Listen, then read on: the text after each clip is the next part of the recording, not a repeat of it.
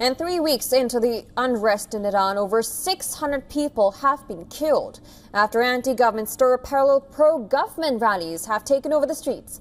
The Iranian government says security forces are in full control of protests across the country. U.S. President Donald Trump, on the other hand, has announced a 25% tariff on any country trading with Iran, while White House said the option of military action is still on the table. What happens next? Our next report analyzes for you.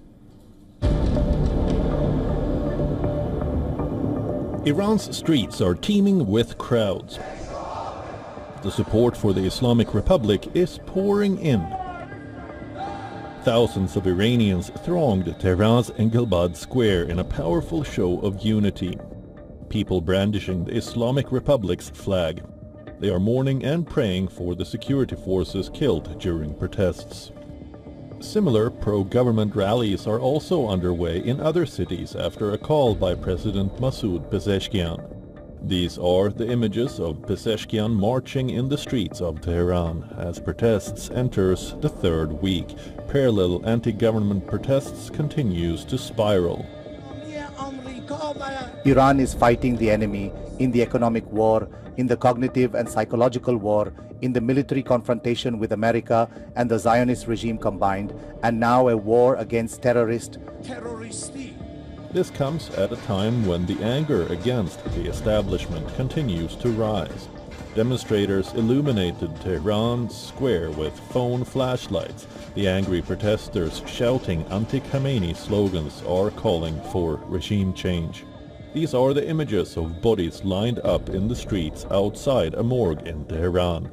Desperate families crying for help, pleading for the unrest to stop. Violence has peaked across the country. Protesters are on a rampage, vandalized a bank, multiple shops, later setting them on fire.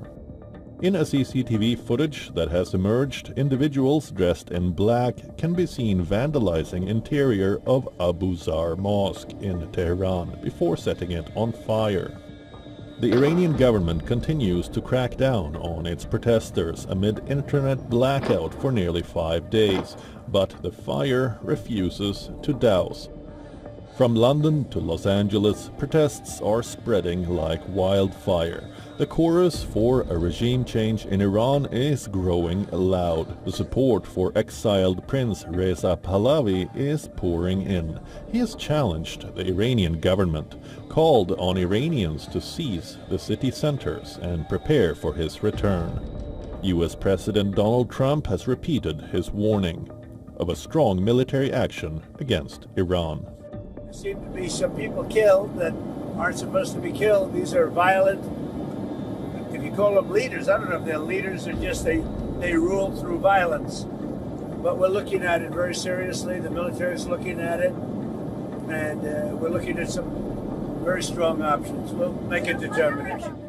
Experts say the possible next steps could include boosting anti-government sources online, deploying cyber weapons against the Iranian military and civilian sites, placing more sanctions on the regime as well as military strike.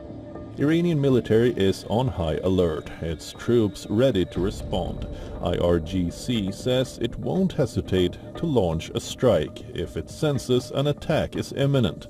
On target are American bases and Israeli locations. Beside the rhetoric, Tehran offers an olive branch to Washington. Preemptive operations are not on our agenda. We do not seek war, but we are fully prepared for it, even more prepared than for the previous war. The reason is clear. The best way to prevent war is to be ready for it, so that our enemies do not once again fall into miscalculation.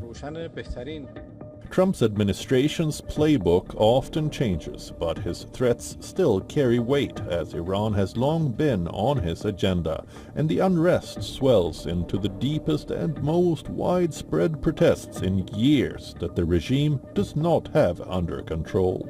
Bureau Report, WION The World is One.